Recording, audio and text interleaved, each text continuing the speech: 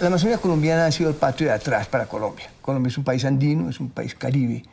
Para el Brasil la Amazonía es parte de su país y han tenido políticas amazónicas. Colombia no los ha tenido y aún realmente no los tiene. Fuera de lo que sea parques o conservación, no hay una política amazónica. Y no ha sido muy importante para el gobierno. Quizá hoy en día, con la cuestión del cambio climático, con las reuniones internacionales, cobra mayor importancia. Y esta parte del noroeste amazónico, debido a su humedad, debido a que se acumulan las nubes que vienen desde el Atlántico y se acumulan aquí por los Andes y tal, es muy húmeda. Por lo tanto, es más resiliente al cambio climático. Por lo tanto, el noroeste amazónico, donde está Colombia, va a cobrar una gran importancia en el futuro, porque es la que tiene la mejor posibilidad en el futuro de sobrevivir con la Amazonía tal como la conocemos, con la biodiversidad tal como la conocemos.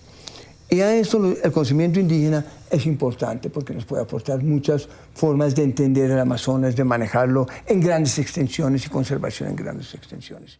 Digamos, hasta ahora los parámetros para poder manejar el medio ambiente eran más occidentales, unos referentes más convencionales, fundamentados en la ecología convencional, pero digamos toda esta información que tienen los indígenas, cultural, sobre los sitios sagrados, hace que se genere un nuevo paradigma, un nuevo modelo. Hay ecosistemas en pie también porque hay culturas en pie. Y el bosque está en pie porque las culturas lo han logrado mantener en pie. Entonces el sueño es lograr ese fortalecimiento cultural que a la vez va a redundar muchísimo en un fortalecimiento o en la conservación y mantenimiento de los ecosistemas del bosque tropical. El manejo tradicional del territorio tiene que ver con un componente físico, efectivamente, y con unos recursos que están dispuestos de cierta manera en el bosque. O sea, cuando tú oyes hablar a los indígenas, dicen, nosotros no somos los dueños de este territorio, nosotros administramos este territorio, cuidamos este territorio. ¿Y cómo lo hacemos? Lo hacemos con un conocimiento ancestral que nos fue entregado desde el origen.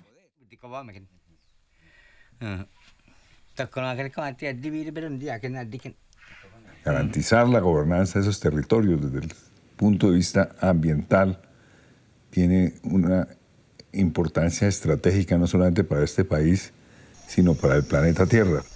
Claramente en los bosques de Colombia, en los diferentes ecosistemas que se encuentran en esos territorios indígenas, en esos resguardos indígenas, en esas propiedades colectivas de las comunidades negras, el destino de la biodiversidad pues tiene que ver con que aseguremos que se dé una gobernanza de esos territorios. La gobernanza ambiental es la forma como se expresa el conjunto de relaciones que se dan a nivel local, en este caso en los pueblos indígenas, que garantizan la estabilidad local en términos de lo social, de lo político, de lo económico, y que le dan desde esa base la posibilidad a las comunidades de interlocutar con las instancias regionales y nacionales del Estado. Desde ahí desarrollar también políticas públicas y formas de construir el país. La gobernanza se da en cómo interactuar con las comunidades locales, con las poblaciones locales, con sus conocimientos y con la interacción con ellos para formular, ahí sí, los planes de manejo, para formular los acuerdos de manejo, para coordinar las acciones, y la presencia pues es la presencia ya local, porque nada se cuida mejor que en acuerdos también locales. Entonces eso es parte del por qué el conocimiento local es importante para la toma de decisiones y para la toma de decisiones ambientales. El Ministerio del Medio Ambiente, por ejemplo, no puede tomar una decisión autónoma en estos territorios sin considerar la posición y la visión y la cosmogonía y los planes de vida de los indígenas. Entonces, cuando uno aborda el tema de gobernanza ambiental, claramente tiene que involucrar a todos los actores y en esta región en particular los indígenas juegan un papel muy importante. Si uno quiere tener una buena gobernanza ambiental, pues necesita ir a las fuentes de los saberes, y las fuentes de los saberes están en ese conocimiento tradicional y en el conocimiento local, en una combinación buena de ambos saberes. Y en términos de conocimiento tradicional, lo que uno encuentra es un saber muy profundo y muy sofisticado. Todo el tema de la ritualidad, todo el tema de las curaciones para poder habitar ese territorio, todo el tema de la crianza y de cómo le enseñas a tus hijos a vivir en este territorio, hace parte del manejo político-administrativo del territorio, porque es la manera como los indígenas aprenden a vivir bajo ciertas reglas en el territorio. Entonces, el manejo, la administración o la gobernanza de ese territorio está íntimamente ligada con la adquisición de un conocimiento ancestral que hace que tú puedas o no manejarlo. En este caso, el fortalecimiento de la gobernanza ambiental estaba básicamente dado, en el caso amazónico, por esa condición tan especial que tiene el caso colombiano, en donde hay una legislación que promueve la participación, que da un reconocimiento especial en el caso de los territorios indígenas en el ejercicio de la autoridad propia. En 2009, a raíz de una serie de reuniones que tuvimos con parques, propusimos una estrategia de conservación del Amazonas. Bastante obvia, bastante directa, que era fortalecer más la relación de parques y resguardos como una estrategia de conservación y buscar la forma de estabilizar la colonización para que no siga avanzando el piedemonte hacia las áreas de mayor conservación del Amazonas. Y consideramos unos puntos. Otro punto, además de estabilizar la colonización, fortalecer y ampliar los parques y fortalecer los gobiernos indígenas, los tres objetivos, también seguir fortaleciendo las iniciativas transfronterizas que tenemos en el noroeste amazónico. La Unión Europea, entonces, decide apoyar un proyecto para apoyar esta iniciativa. Y entonces sale este proyecto que hemos llamado V-Bosques y se aprueba donde estamos patrimonio, parques y Gaia.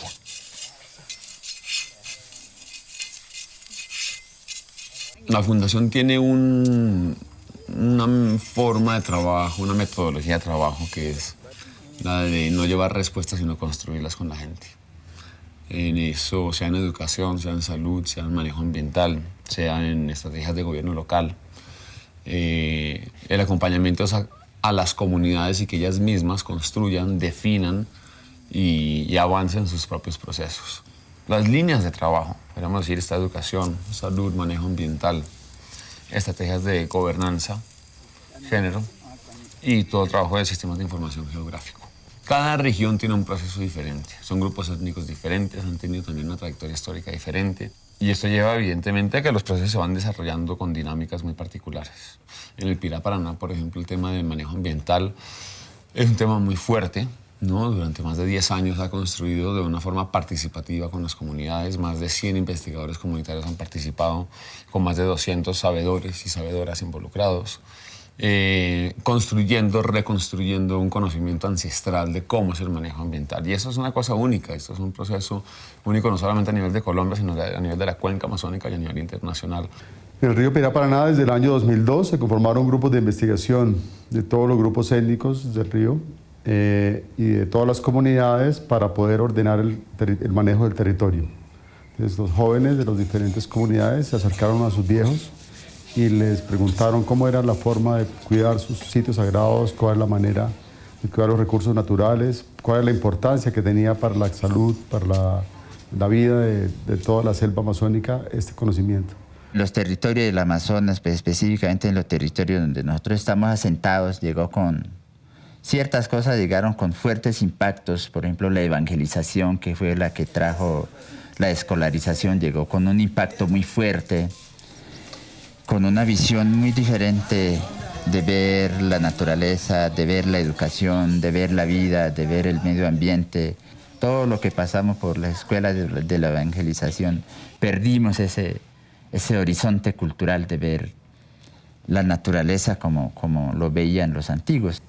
Sí, al principio había un distanciamiento entre los jóvenes y los viejos. Los jóvenes estaban saliendo de los centros urbanos en busca de oportunidades económicas, también un poco infatuados por el referente del mundo occidental, y no estaban valorando la tradición y la cultura propia, ni el saber de sus ancianos. Entonces, gracias al proceso de investigación, los jóvenes se acercaron a sus viejos, que estaban también necesitando que los jóvenes les preguntaran cómo era el conocimiento tradicional para el manejo del territorio, para el cuidado de la salud. Y esto, digamos, generó como una chispa que hizo que se volviera a activar ese circuito de transmisión.